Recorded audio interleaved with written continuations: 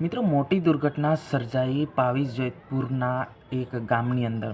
એક યુવાન છે ઘટના સ્થળે ગંભીર ઈજા થઈ હોવાના સમાચાર આપણને મળી રહ્યા છે. મિત્રો, આ વિડીયો છે જે એ તમને તમારે જોવા જેવો છે અને જાણવા જેવો છે. કેમ, આ વિડીયોની અંદર આપણે એવી વાતો કરવા જઈ રહ્યા છે કે ભાઈ તમે ક્યારેય સાંભળી ના હશે અને તમને શીખવા પણ મળશે. કે મિત્રો, ખરેખર આદિવાસી સમાજની અંદર અત્યારે જે યુવાઓ છે એ બાઇક લઈને ખૂબ સ્પીડમાં જઈ રહ્યા હોતા હોય છે. તો એવામાં નિર્દોષ લોકોને શિકાર બનાવે છે. નિર્દોષ લોકો જે છે એ આવી દુર્ઘટનામાં જે જીવ ગુમાવી રહ્યા છે. તો ખરેખર મિત્રો, દરેક મિત્રોને હું હાથ વિનંતી કરું છું કે ભાઈ નિર્દોષ છે, આપણે કોઈ વાંક જ નથી. તો છતાં અવારનવારની દુર્ઘટનાની અંદર આપણા યુવાઓ છે જીવ ગુમાવી રહ્યા છે. તો આવું ના કરવું જોઈએ. આપણે કામ માટે જઈ રહ્યા છે તો બાઇક ધીમી ચલાવવું જોઈએ, જેથી કરીને નિર્દોષ લોકો કે વાંક વગર જે લોકો જે જીવ ગુમાવી રહ્યા છે એ આવા હપેટમાં ના આવે.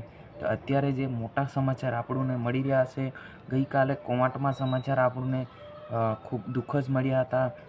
આજે પાછા પાવી જેતપુરમાં દુઃખદ સમાચાર મળ્યા છે. 2 દિવસ પહેલાં ડભોઈમાં પણ આપણને દુઃખદ સમાચાર મળ્યા. અઠવાડિયા પહેલાં ડભોઈમાં પણ 2 દીકરીઓ આપણી નિર્દોષ દીકરીઓને આપણે ખોઈ છે.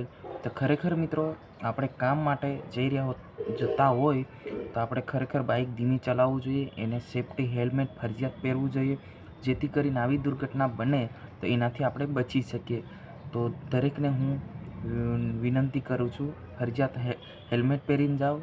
કામ વગર ખાલી ખોટું બાઇક તમે દોડાવશો નહીં. ને કામ હોય તો તમે ધીમેથી જઈ શકો.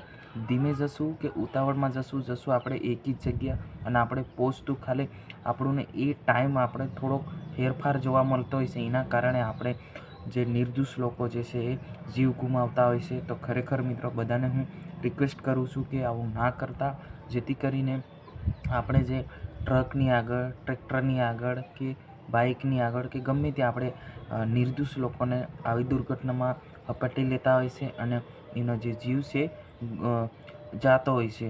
તો આ અમારી જાણકારી તમને સારી લાગી હોય છે, ચેનલને સબસ્ક્રાઈબ કરી નાખજો. લાઇક કરીને ચેનલને તમામ વોટ્સઅપ ગ્રુપમાં શેર કરવાનું ભૂલતા નહીં. જય હિન્દ.